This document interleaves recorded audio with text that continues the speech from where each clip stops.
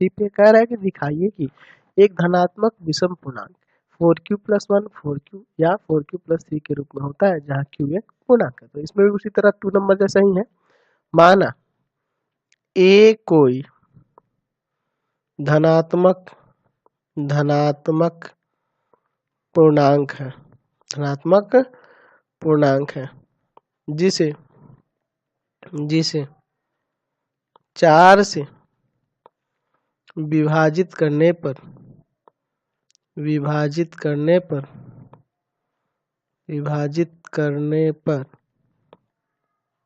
भागफल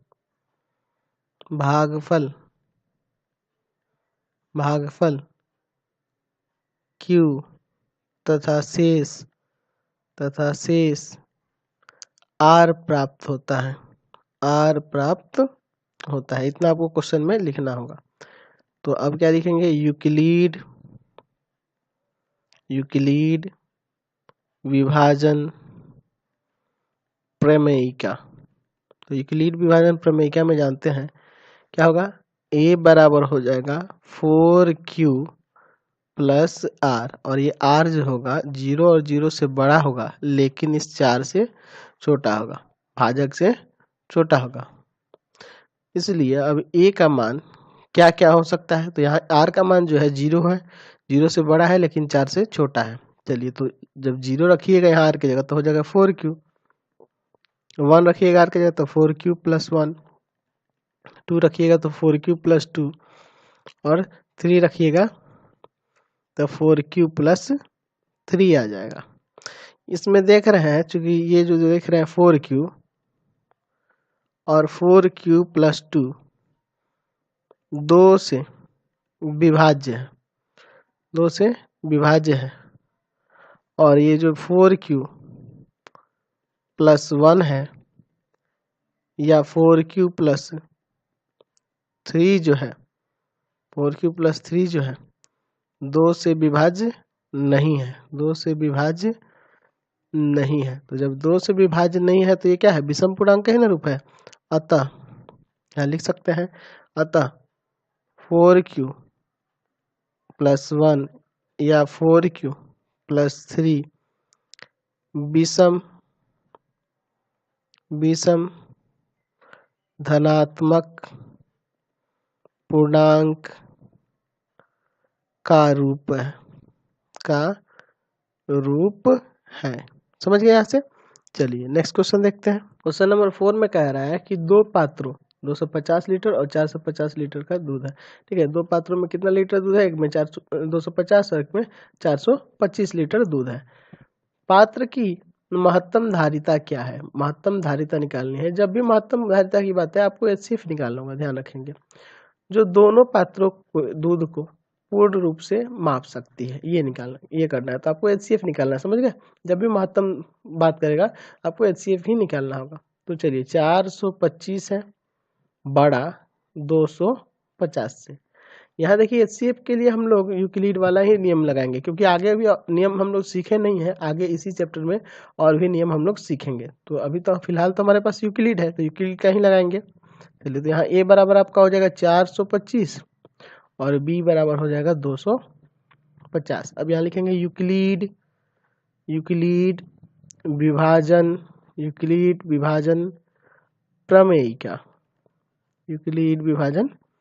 प्रमेयिका, तो ये जानते हैं क्या होता है, a बराबर BQ प्लस r, और r जो होगा 0 और 0 से बड़ा होगा लेकिन b से छोटा होगा, यही ना होता है। तो अब क्या करेंगे, 425 इधर लिखना है और इधर लिखना है आपको 250। अब इसमें भाग करेंगे ना, रफ कर लेते हैं यहाँ पे साइड में। चलिए 425 है आपका, इसमें भाग करेंगे, एक बार में ले जाएंगे ना 250, यहाँ से 5 आएगा, यहाँ से आएगा 7, यहाँ से आएगा 1, यानी इंटू 1 और प्लस 175। इस पर 0 नहीं आया, पुनः यूक्लिड लगाएंगे, 250 इधर 175, इसको और इसको लेके किया जाता है ना। अब फिर भाग करेंगे 175 द्वारा किस में करेंगे, 250 को एक बार में ले जाएंगे 175, यहाँ घटाएंगे 5, यहाँ घटाएंगे 7, 75 आएगा। तो इंटू 1 और प्लस 75, फिर 0 नहीं आया तो इसको और इसको लेके फिर पुनः यूक्लिड लगाएंगे। चलिए 75 फिर इसको उसी तरह से 75 द्वारा भाग करेंगे, 175 में 2 बार में जाएगा 150, यानी 25 उतरेगा उस पे से, इंटू हो जाएगा 2 और प्लस 25। फिर से इस पर जीरो नहीं आती, इधर 75 और इधर 25, ये देखिए 3 बार में कट जाएगा, जीरो आ जाएगा ना। अतः HCF जो होगा, HCF क्या हो गया आपका 25 आ गया। तो जब HCF 25 आ गया तो आपकी जो महत्तम धारिता होगी, महत्तम धारिता वो क्या होगी 25 होगी। महत्तम धारिता बराबर कितना हो जाएगा 25, समझ गया। चलिए 25 लीटर हो जाएगा। अब देखिए इसके बाद अगला क्वेश्चन 5 नंबर में भी HCF निकालना, वो निकाल लीजिएगा आप लोग। चलते हैं 6 नंबर पे। क्वेश्चन नंबर 6 में दिया है कि वर्गाकार टाइल्सों की न्यूनतम संख्या ज्ञात करिए, है ना, जो एक आयताकार फर्श को ढक सकते हैं। जैसे मान लीजिए एक आयताकार फर्श है और इस पे टाइल्स लगाया जा रहा है वर्गाकार का, इतना ऐसे इस तरह के, तो ये कितने टाइल्स इस पे लगेंगे वर्गाकार आकार के, ताकि ये पूर्णतः इसको ढक लेगा, ठीक। जिसकी लंबाई और चौड़ाई दी गई हुई है, यह आयताकार जो फर्श है ना, इसका लंबाई चौड़ाई दिया गया है। तो अगर हम लोग इसका और इसका HCF निकालेंगे ना, तो HCF से आपको इस वर्ग की भुजा पता चल जाएगी, जो इसमें वर्गाकार टाइल्स का प्रयोग कर रहे हैं ना, उसकी भुजा पता चल जाएगी। तो सबसे पहले आपको HCF निकालना होगा। तो चलिए पहले यहाँ लिखते हैं आयताकार, आयताकार क्या है तो फर्श की लंबाई, फर्श की लंबाई देखते हैं। तो लंबाई दिया है क्वेश्चन में 16 मीटर और 58 सेंटीमीटर, यानी ये अगर सेंटीमीटर में कन्वर्ट करेंगे तो 1658 सेंटीमीटर। और आयताकार, आयताकार फर्श की चौड़ाई की बात करेंगे, चौड़ाई की बात करेंगे तो चौड़ाई आपके क्वेश्चन में दिया है 8 मीटर और 32 सेंटीमीटर। इसको अगर सेंटीमीटर में कन्वर्ट करेंगे तो 832 सेंटीमीटर हो जाएगा। अब आपको निकालना है HCF इसका और इसका। तो इसमें देख रहे हैं 1658 जो है बड़ा है ना 832 से, हम लोग इसमें भी यूक्लिड लगाएंगे, यानी कि आपको A बराबर मानना होगा 1658, ठीक है, और B बराबर मानना होगा 832, समझ रहे ना। चलिए अब लिखेंगे यूक्लिड, यूक्लिड विभाजन, यूक्लिड विभाजन प्रमेयिका, प्रमेयिका, ठीक है। तो यूक्लिड विभाजन प्रमेयिका आप जानते हैं A बराबर BQ प्लस R, और R जो होगा 0 और 0 से बड़ा होगा लेकिन B से छोटा होगा। चलिए अब इसका HCF निकालते हैं। यह है आपका 1658 बराबर 832, अब भाग करेंगे ना यहाँ, चलिए रफ में करते हैं। 832 से 1658 में एक बार में ले जाना होगा 832, यहाँ घटेगा 6, यहाँ 2 और यहाँ 8, यानी गुना में आएगा 1 और प्लस आ जाएगा 826। जीरो नहीं है शेषफल, तो इसको और इसको फिर पुनः लेना होगा 832 और 826। 826 द्वारा भाग करेंगे किस में तो 832 में, एक बार में ले जाएंगे 826, यहाँ से घटाइए 6 आएगा। चलिए तो इंटू में 1 और प्लस 6, समझ गया। चलिए फिर अभी ले जाएंगे 826 इधर और इधर रखेंगे 6, फिर इस 6 द्वारा इसमें भाग करेंगे ना 826 में, एक बार में 6, 2 उतरेगा 2, 3 बार में 18, 4 आएगा 6। अब कितना बार में ले जाइएगा आप, तो ले जाइएगा इसको 7 बार में 42, तो 42, तो नीचे क्या आएगा आपका, तो नीचे आ जाएगा आपका, 1 मिनट, चलिए नीचे आ जाएगा आपका 4, तो इंटू में होगा 137 और प्लस में हो जाएगा 4। फिर अब फिर पुनः 6 को इधर लिखना होगा और 4 को इधर लिखना होगा, फिर वैसे ही लीजिएगा 4 एकम 4, 2 बच जाएगा। चलिए फिर इधर 4 लेंगे और इधर 2 लेंगे, 4 2 दूना 4, यानी आ गया, यानी HCF यहाँ से आ गया 2। तो जब HCF 2 आ गया तो ये जो 2 है यही होगी वर्ग की भुजा। तो वर्ग की भुजा जो हुई, यानी वर्गाकार जो टाइल्स है उसकी भुजा हुई 2 सेंटीमीटर, समझ गए। अब जब आपको टाइल्सों की संख्या निकालनी है, वर्गाकार टाइल्सों की संख्या निकालनी है, तो जब टाइल्सों की संख्या निकालनी है तो आप टोटल क्षेत्रफल में से एक टाइल्स के क्षेत्रफल से भाग कर देंगे तो नहीं आ जाएगा, निकल जाएगा। चलिए निकालते हैं। तो यहाँ लिखेंगे हम वर्गाकार, वर्गाकार टाइल्सों की संख्या, वर्गाकार टाइल्सों की संख्या क्या हो जाएगा? तो आयताकार फर्श का क्षेत्रफल बटा में वर्गाकार टाइल्स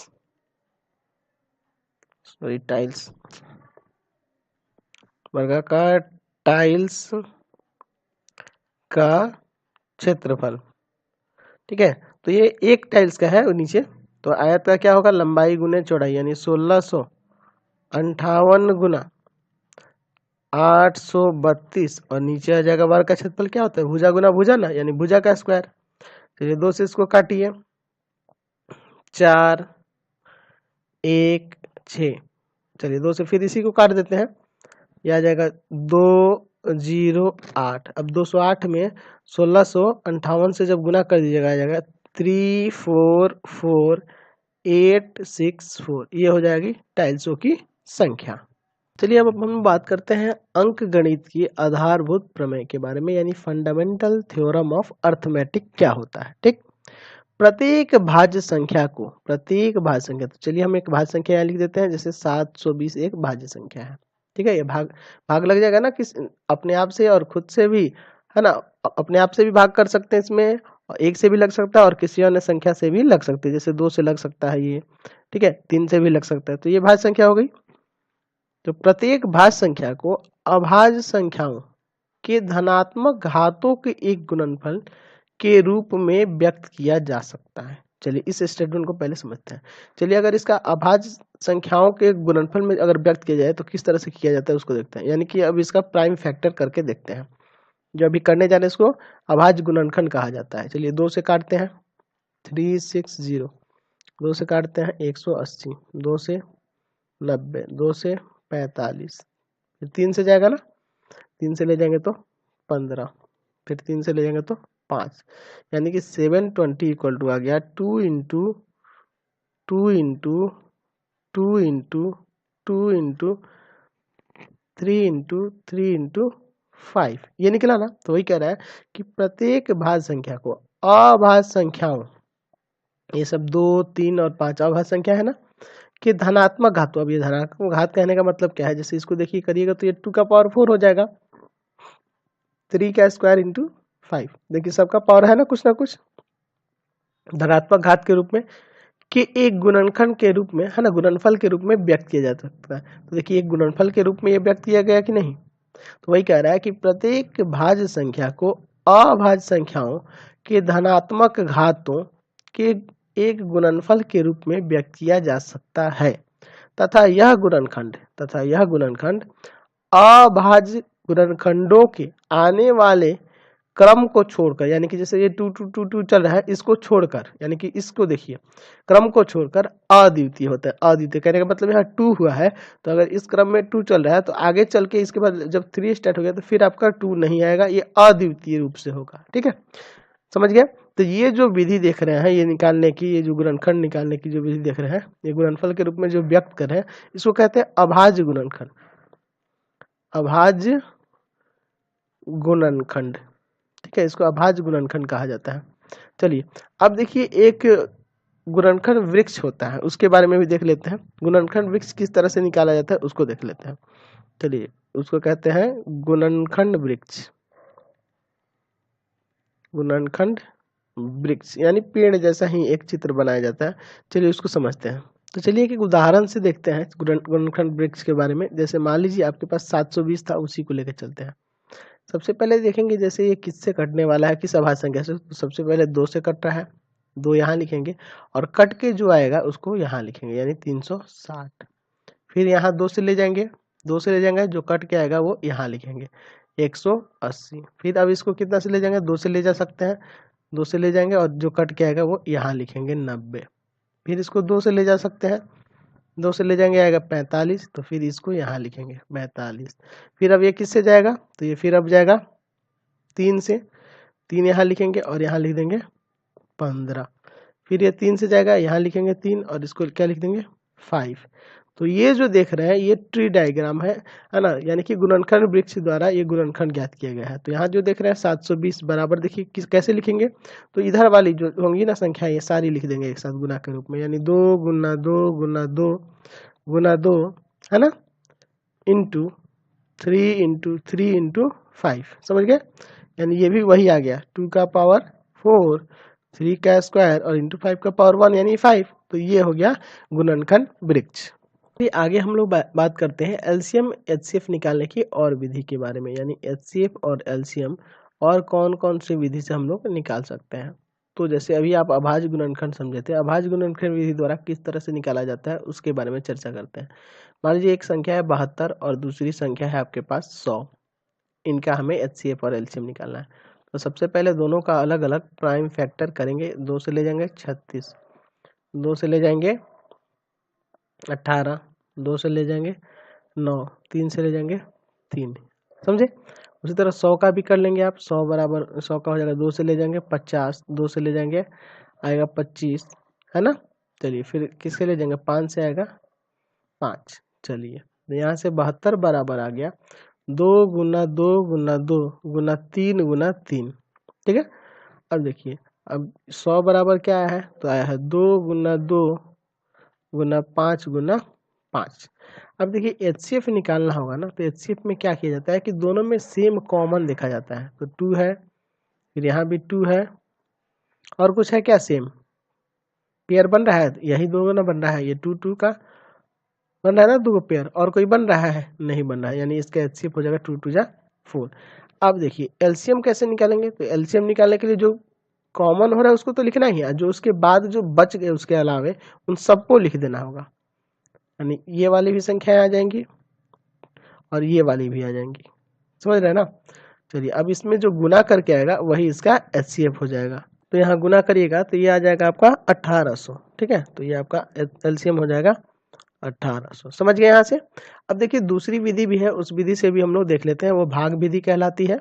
तो भाग विधि द्वारा एलसीएम और एचसीएफ देख लेते हैं। चलिए एचसीएफ के लिए यहाँ 72 लिख दिए, यहाँ 100 लिख दिया, एक बार में जाएगा 72, यहाँ से घटाइए, क्या घटाएंगे तो आएगा 8, यहाँ 9, 2 आ जाएगा। चलिए यहाँ 72 लिखिए, ठीक है। तो कितना बार मिले जाएंगे, 2 बार मिले जाएंगे, 8 दूना 16 का 6 1 और दूना 4 1 5, यहाँ घटाइए 6 और यहाँ पे क्या आ जाएगा 1, यहाँ से लेंगे ना, इसमें 1 आ जाएगा। चलिए इस 28 को यहाँ लिखेंगे, एक बार मिले जाएंगे 16, घटाएंगे यहाँ पे 16 में से 8 में से 6 गया 2 और 1 12, यहाँ पे लाएंगे 16, एक बार में ले जाएंगे 12, यहाँ घटेगा 4, फिर ये लाएंगे 12, 4 तिया 12। तो जिसके द्वारा पूरा तरह से शेषफल 0 आ जाएगा वही एचसीएफ होता है। तो यहाँ एचसीएफ कितना हो जाएगा 4, समझ गए। अब देखिए एक इसके लिए कैसे अप्लाई करेंगे, तो 72,100, ठीक है। 2 से ले जाएंगे 36, मतलब भाज्य संख्याओं से लेते जाएंगे, इसमें भी 50, फिर 2 से ले जाएंगे, यहाँ आ जाएगा आपका 18 और 25। अब ये दोनों किसी सेम संख्या से जाएगी, नहीं जाने वाली है। 3 से भी ये जाएगा तो ये नहीं जाएगा, 4 से नहीं जाएगा दोनों, 2 से भी नहीं जाएगा, किसी से भी अब नहीं जाएगा। तो एचसीएफ क्या हो जाएगा यहाँ पे, एचसीएफ तो पता चल गया, एलसीएम क्या हो जाएगा आपका, तो 2 गुना 2 गुना 18 गुना 25, गुना कर दीजिए इन सब में, 25 गुना 18 गुना 2 गुना 2, तो ये भी आ जाएगा आपका 1800, समझ गए। तो दोनों विधि क्लियर होगी। अब इससे रिलेटेड कुछ फॉर्मूले हैं उनको देख लेते हैं। मान लीजिए आपके पास दो संख्याएं ए और बी है, माना ए तथा बी दो संख्याएं हैं, ठीक है, दो धनात्मक संख्याएं हैं या संख्याएं हैं, पॉजिटिव कर देते हैं, पॉजिटिव संख्या नंबर है ना, धनात्मक संख्या है, ठीक। तो ए और बी दो धनात्मक संख्याएं हैं, तो एलसीएम और एचसीएफ निकालने के लिए क्या होगा, तो पहला नियम कहता है कि अगर आपको बात करें इन संख्याओं के बारे में, तो दो संख्याओं का जो गुणनफल होगा ना, गुणनफल वो बराबर होगा एचसीएफ इंटू एलसीएम के, ठीक है, ये दोनों के बराबर होगा, दोनों के गुणनफल के बराबर होगा। यानी कि यहाँ जब दो संख्या ए और बी है तो ऐसे लिख सकते हैं कि ए गुना बी बराबर एचसीएफ गुना एलसीएम, ऐसे भी लिखा जा सकता है, समझ गए। अगर आपको HCF निकालना होगा तो आप ऐसे भी कर सकते हैं, एलसीएम को लेंगे इधर भाग में तो हो जाएगा दो संख्याओं का गुणनफल बटा में HCF वहाँ है तो यहाँ हो जाएगा LCM। और उसी तरह अगर तीसरा आपको LCM निकालना होगा तो उल्टा हो जाएगा, HCF यहाँ आ जाएगा और LCM यहाँ आ गया है तो हो जाएगा दो संख्याओं का गुणनफल बटा में आपका हो जाएगा HCF। तो ये फॉर्मूले हैं जिनका यूज हम लोग एक्सरसाइज में करेंगे। चलिए अब हम लोग एक्सरसाइज 1.2 में चलते हैं। कह रहा है कि निम्नलिखित संख्याओं को अभाज्य गुणनखंडों के गुणनफल के रूप में व्यक्त करना है। चलिए तो बहुत ही सिंपल है, जैसे आपको बता चुके हैं। यहाँ दिया 4320, आपको क्या करना है, इसका अभाज्य गुणनखंड करना है तो 2 से ले जाएंगे यहाँ 2 बार में, फिर 1 आएगा, फिर 6 आ जाएगा, फिर 0, फिर 2 से ले जाएंगे आएगा 1080, फिर 2 से ले जाएंगे आएगा 540, फिर आपकी बार फिर 2 से जाएगा तो 2 से ले जाइएगा तो आ जाएगा 270, फिर 2 से ले जाएंगे तो ये जाएगा 1 आ जाएगा 3 और 5 135 आएगा। चलिए अब इसके बाद क्या करेंगे, तो इसके बाद फिर आप ले जाएंगे कितना से, 5 3 8 9, 3 से चल जाएगा, 3 चौका 12 और 3 पंजे 15, फिर 3 से जाएगा तो 3 से ले जाएगा तो कितना बार में जाएगा, 15 बार में जाएगा। ठीक है, फिर 3 से जाएगा तो कितना बार में जाएगा, 5 बार में, यानी 4320 बराबर आ गया 2 इंटू 2 इंटू 2 इंटू 2, कितना बार है, 3 2 5 बार, 4 5, 3 भी है 3 बार है 3, और 5 भी है 1 बार, यानी आ गया 2 का पावर 5 इंटू 3 का पावर आ गया 3 और इंटू आ गया 5। समझ गए। बाकी तो इसमें इसी तरह बनाना है, बना सकते हैं। क्वेश्चन नंबर 2 में कह रहा है कि 23,750 में 5 का अधिकतम घात बताइए। तो इसका भी वही अभाज्य गुणनखंड करिए, 23750, 2 से ले जाएंगे, 2 एकम 2, 2 एकम 2, 2 आठे 16, 2 सते 14 और 2 पंजे 10। समझ गए। अब देखिए 3 से जाएगा क्या, 3 से नहीं जाएगा, 5 से ले जाते हैं तो 5 से ले जाएगा तो 5 दूना 10 और 5 तिया 15, 3 बचेगा, 5 सते 35, 35 2 बचेगा, 5 25, 5 से फिर ले जाइएगा तो 5 से ले जाइएगा तो 5 का 20, 20 3 बचेगा, 5 सते 35 और 5 25, फिर 5 से ले जाएंगे, 5 9 45 और 50 25, फिर 5 से ले जाएंगे 19 बार में चल जाएगा। समझ गए।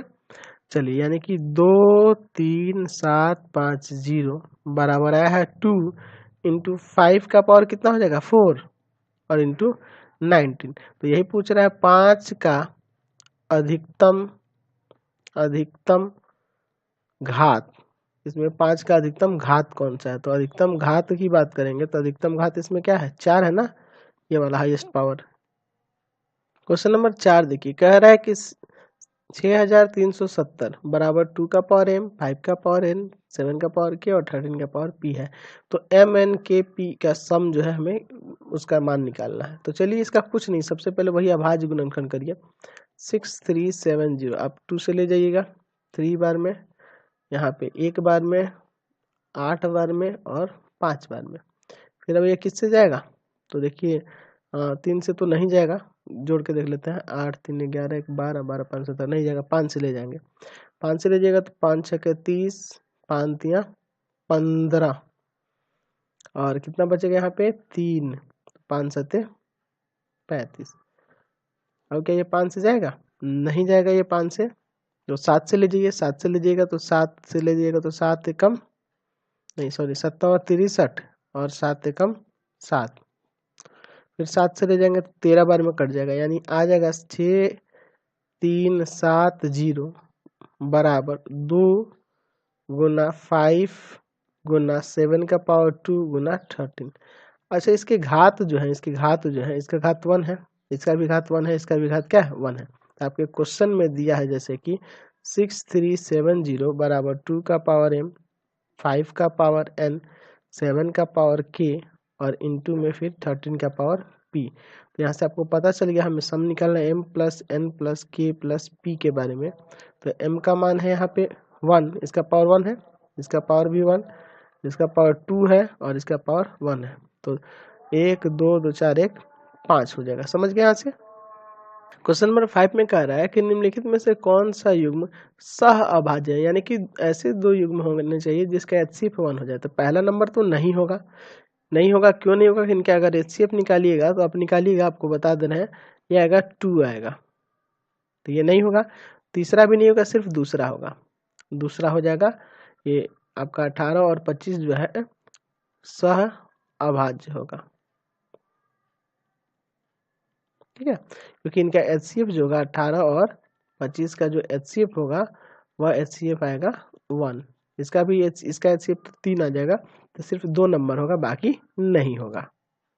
क्वेश्चन नंबर देखिए 6 में आपको ये जो ए बी सी डी ये विलुप्त मान है इनको भरना है, ये आपको बता चुके हैं इस तरह का क्वेश्चंस, ठीक है, समझाए थे, इसको गुणनखंड वृक्ष कहते हैं। तो चलिए इसमें सबका मान निकालना है, तो देखिए आपको यहीं से पता चल जाए क्लियरली। यहाँ देखिए इस क्वेश्चन में जो है अगर हम y के जगह पे 5 रखते हैं तो ये 5 में 7 से गुना करेगा तभी ये 35 आएगा।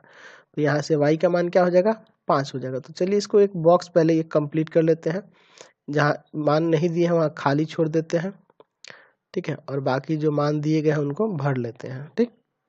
चलिए यहाँ 630 भर लीजिए, यहाँ भर लीजिए 2, यहाँ तो खाली देंगे क्योंकि इसको इनवैलिड है, यहाँ भी खाली छोड़ देंगे, यहाँ है आपका खाली, डी है तो खाली छोड़ दिए। फिर देखिए यहाँ पे आपका क्या है 105 है, फिर यहाँ पे खाली छोड़ेंगे, फिर यहाँ पे 35 है, और फिर यहाँ पे y है तो y को खाली छोड़ देंगे, यहाँ रखेंगे 7।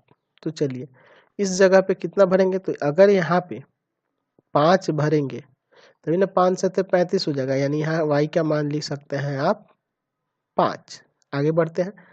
अब देखिए अगले स्टेप में आपको यहाँ लाना, यहाँ क्या रखना है x की जगह, तो x का मान क्या हो जाएगा, तो ऐसा काम करिए आप इसमें से भाग कर दीजिए, तो ये 3 आएगा ना, x का मान आ जाएगा 3, ताकि 3 में इससे गुना करिएगा, यानी यहाँ होगा 3, 3 में अगर इससे गुना कर दीजिएगा तो 5 3 15 5 1 3 3 9 1 10 ये आ जाएगा ना, तो इसीलिए यहाँ पे ये भरेंगे। समझ में आया।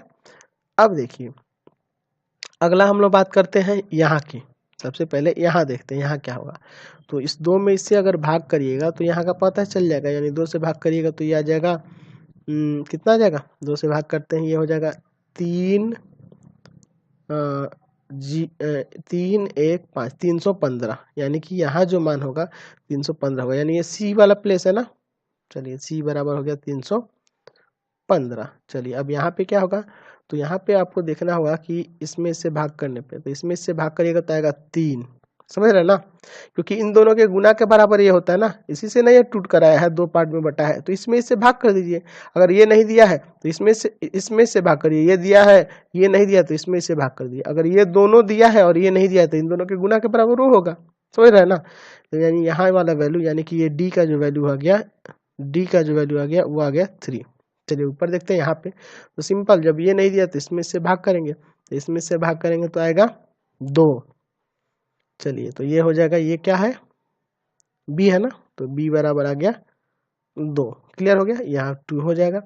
अब देखिए यहाँ पे बात करते हैं, यहाँ पे आपका क्वेश्चन में पहले से ही दिया हुआ है 2। चलिए तो इन दोनों के गुना के बराबर ये ना होगा, यानी वहाँ जो ए का मान होगा वो क्या होगा, इन दोनों के गुना के बराबर, तो गुना कर दीजिए तो हो जाएगा 0 6 दूना 12 का 2 1 2 दूना 4 1 5 और देखम 2, यानी आ गया 2520।